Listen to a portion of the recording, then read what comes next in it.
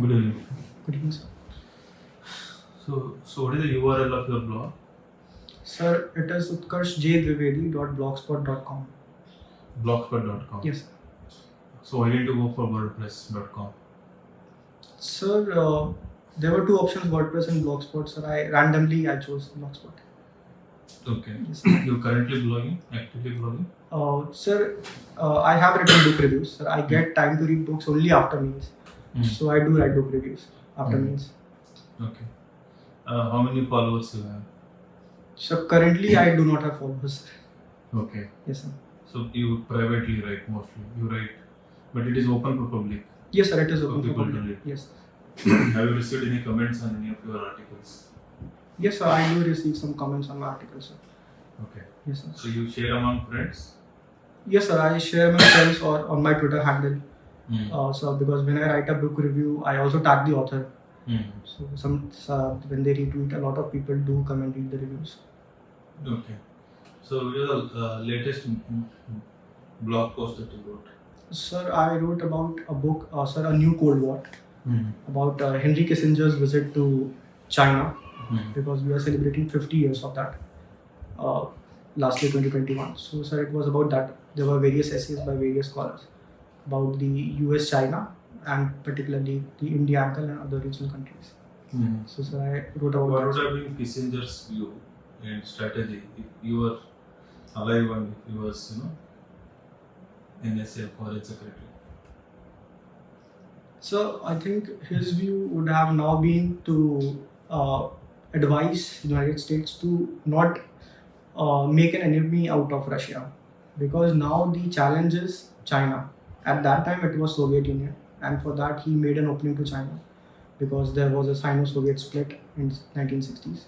But now, sir, since they see that it is China that is challenging the US hegemony across the world, I think he might, since he was a real realist, he might have said US not to expand NATO or not to work Russia, because Russia-China axis would be very much difficult for USA to handle. Okay. Do you think that has a possibility in coming years, a strong axis or nexus between Russia and China? Sir, if US continues with its same policy, I see an axis of Russia and China. Okay. So what would be the purpose of that kind of axis? Sir, the purpose would be to decrease US presence across the world, because currently now after US has left Afghanistan, and when it comes to its presence, it is present in East Asian continent, particularly Japan, South Korea, and it does command its dominance on the seas. So, sir, I think now they might try to reduce US dominance first from Asia, then say Middle East, and to limit USA around the Americas. So what purpose will it serve? Reducing the dominance and increasing their dominance across the world, and what would be the consequences for the rest of the world? So the primary purpose would be that they would be gaining security, because they are apprehensive about their own security, Russia or China, because of US presence.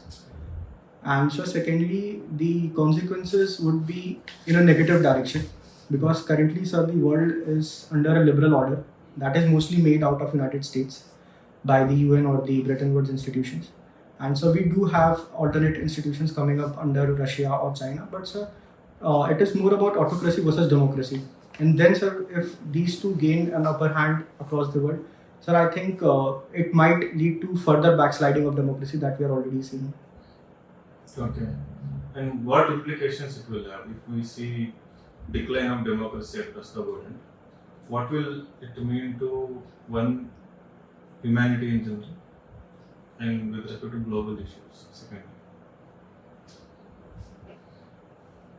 Sir, humanity would see a weakening of the human rights, because in autocracies there is hardly any accountability of the actions when the leaders take, and so it might lead to human rights. And so, as a world as a whole, sir, we might see some amount of civil wars, because the concept of democracy is about giving the same right to the minorities as according to the majorities. But in autocracies, maybe one race or one ethnicity might start dominating upon the other, and that might lead to civil wars across the world. Okay. So development will suffer. Sir, it would. Okay. So what about global issues? So global issues currently, we are facing the climate change or the refugee crisis and COVID particularly. So this too would suffer, which is already suffering currently. So we are not seeing a collaborated response across the world, but this might exacerbate in the future. Okay. So don't you think economic progress has been faster in authoritarian regimes than in democracies? And when these two countries become more predominant, in their form axis, there can be more economic progress. Sir, there are two issues to it. So, firstly, development can not only be characterized as economic progress. So, we also have to see human development. So, in China, there is economic progress. I was reading a book, India's China Challenge, in which the author writes how overnight people are displaced. Say, if a VIP entry or VIP person is coming, so they will be removed from their homes overnight. So, the rights are very weak. And so, secondly, sir, I would say that China or Singapore are exceptions which had autocratic rule and have seen economic growth. But so overall, I would say it is the democracies that have done better, whether it be Taiwan or the Asian tigers, or the West Europe or USA or India for that matter. So, sir, overall, I think democracies have a better record. Isn't India aware of this? That don't you think it's weakening its position within Quad by trying to help Russia? Because I think Quad is the counterweight to China-Russia axis. Sir, currently Quad is, I would say, at a nascent stage, and so the India has always been an outlier in Quad because sir, all the three are treaty allies of the United States. But sir, what is common to all the four is their adherence towards democratic values, and that values in the Indo-Pacific region as well. So, sir, currently India has not tacitly supported any party. In fact, sir, if we read the official statement from India, sir, it is a tacit criticism of Russia when India says that it is regrettable that the path of diplomacy was abandoned. So, sir, I would say that currently India does seem like a reluctant power, but sir, it is also because of all the four members. It is only India that shares border with China. So India has to tread cautiously. Okay. So, so what about the future? Uh, what kind of development path we should be adopting to counter China? Sir, it has to be multifold. So, firstly, economically, so we need to have some free trade agreements with the countries. So, because we are currently not part of any big free trade FTAs. So that is there. Secondly, sir, we need to focus on our economic growth because that is suffering. Sir, there is a Japanese proverb that says a strong, wealthy country, strong army. So we need resources for our military. And so thirdly, we need to focus also on our periphery because China is penetrating in our periphery. And so fourthly, we need to take other countries like the Quad or other countries that are neighboring China like Vietnam or Russia. I think multiple strategies needed to counter China. Okay. So, phenomenon like globalization, doesn't differentiate whether it is a democracy or authoritarianism. So, its fruits can be, tasted by any form of governments. So, do you think its benefits are reaped more by authoritarian regimes than democracies?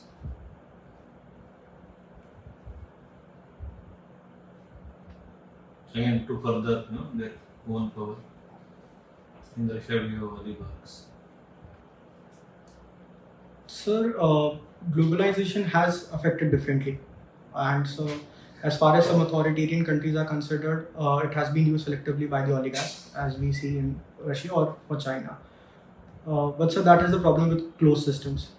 The people are not aware of this because they are protected by the Great Firewall. So I think, and sir, in democracies too, globalization has exacerbated inequalities to some extent. So now that the new globalization, sir, as the Honorable Prime Minister said, sir, it should be based on fairness, equity, and humanity. So I think the globalization mixed. How that can be ensured?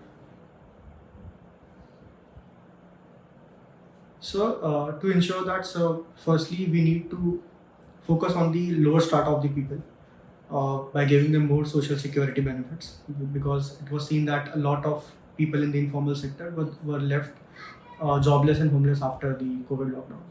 And so secondly, how do we link it with globalization? So because since the advent of globalization and the private sector has risen, so since it works on profit, a lot of people are employed on contractual basis and they lack social security. And so this is something that the state has to ensure that it is enforced. But then there is also a contradiction of ease of doing business, because when you try to do the first, you go down in the second. So the globalization has to be made equity. We have to ensure equity by uh, taxing the MNCs, which we are currently trying to do. Okay. So what are the tax reforms that are still pending?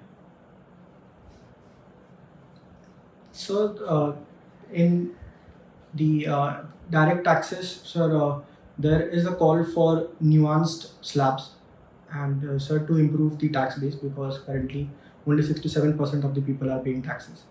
So we need to increase the tax base there. And sir, in the indirect taxes, since we are into GST now, so it has its own set of demands, which are somewhat federal in nature, in which states to want their compensation to be given to be increased for 5 next years. And secondly, some sectors like the turbine fuel, ATF, and electricity, real estate are outside GST, which are again leading to cascading of taxes. So there too we need some amount of reforms. So how do we increase the tax base? So what kind of measures are required? Indirect tax. So firstly, we need to nuance our slabs, because there are only currently 3 slabs based on the income levels. So secondly, there should be an incentive for people to pay tax. So when people don't pay tax, because when they think that this money is not going to help us. So sir, suppose if someone is paying tax and he's rewarded with some points, and that point he can use in, say, city buses or for airplane tickets, then sir, he will pay tax and he will feel proud about paying taxes. And so thirdly, our monitoring mechanisms should also strengthen, so that we curb the rise of black money and money laundering activities. So why is it difficult to replicate the waste management model that Indore has in other cities? So I think here the efforts from people and from municipal corporations both are required. So the Municipal Corporation of Indore is working proactively. So from the night at say 10 p.m. you start seeing people, the corporation people cleaning the roads, and next day you see vans collecting garbage. So secondly, when it comes to the psyche of people, so I was in Lucknow and I was with a friend. So I was having something. He said, just leave it, just throw it outside. It is Lucknow, it is not Indore. So the people of Lucknow do not want to change Lucknow. So I think these. Now, how can we bring that behavioral change in adults? Sir, let's say tomorrow you are the municipal commissioner of Lucknow, and it is your responsibility to, because you come from Indore, you know firsthand how it is done there. So you have to change the pace of Lucknow, make it second rank in the cleanliness. So I think a carrot and stick policy is needed, because when we talk about carrots, so we need to inform people about the segregation of waste at source. And now people themselves will not buy different dustbins for segregating the waste. There we need to shell out our own money and provide them with dustbins that has 2 or 3 different faces to segregate the waste at source. And the state policy would be, sir, to fine people if they are not segregating their waste at source, because sir, all the problem starts at your doorstep. In sir, Indore, sir, my mother keeps 2 different dustbins for wet and dry waste. So, and so initially when she wasn't doing that, she used to get scolding from the people from municipal corporation and a 500 rupees fine. So it works both ways, sir.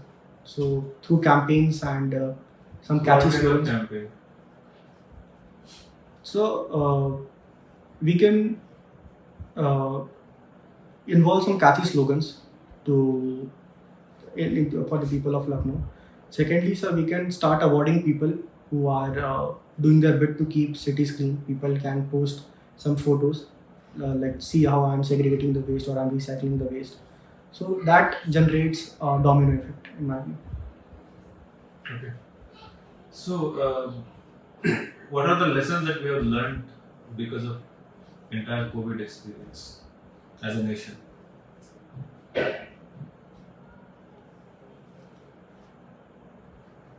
Sir, there are various lessons, and the first would be to uh, fight the crisis as a team.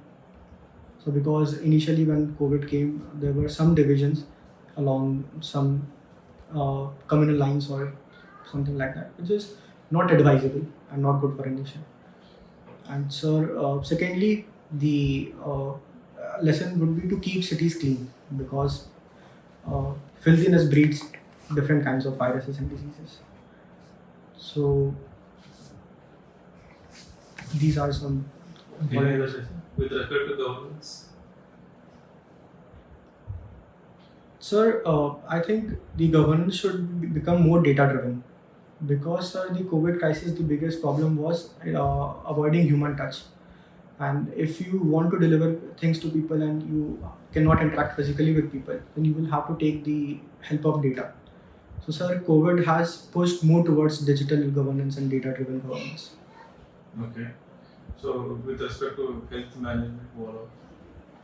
So, with respect to health management, it is time for us to shell out more money on the health sector. We are still not at 2.5%. And so, secondly, it is the strengthening of the PHCs because they are the first line of contact.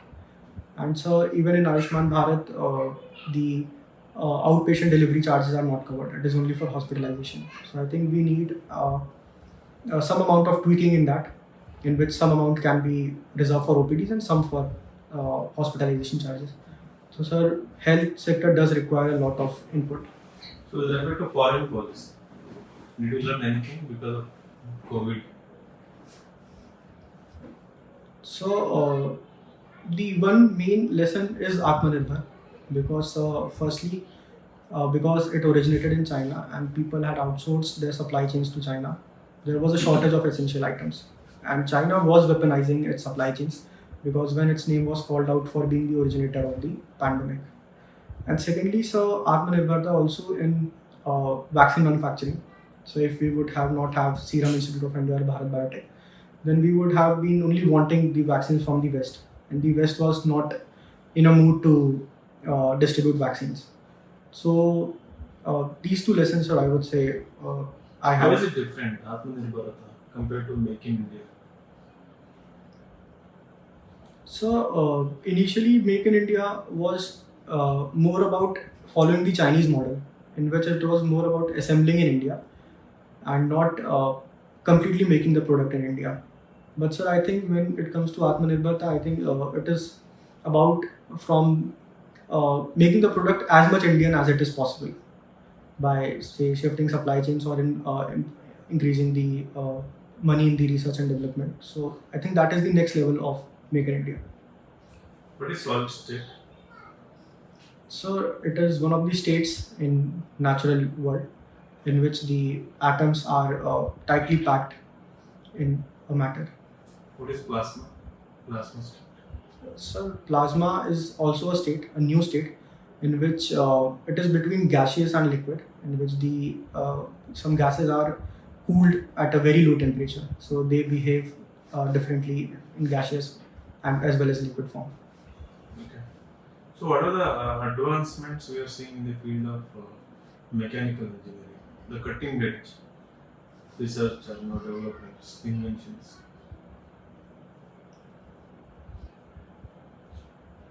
Sir, firstly, we are seeing advancement in the automobile sector. People are talking about driverless cars and electric vehicles are becoming the new norm.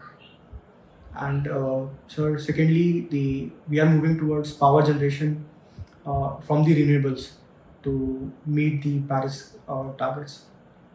Uh, so these two are the advancements that are coming from it. What is mechatronic? Sir, it is also a field of robotics in which the knowledge of mechanical and electronics are used to make robots. So where do we use them in more and more years? Where are we using them?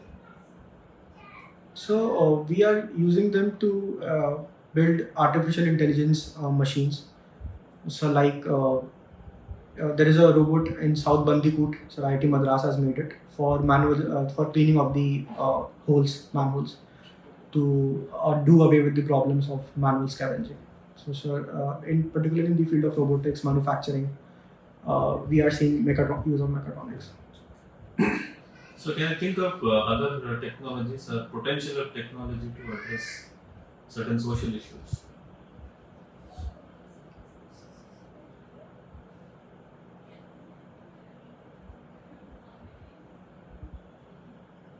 So I will have to do more over this. I'll have to think. Okay, so why IAS?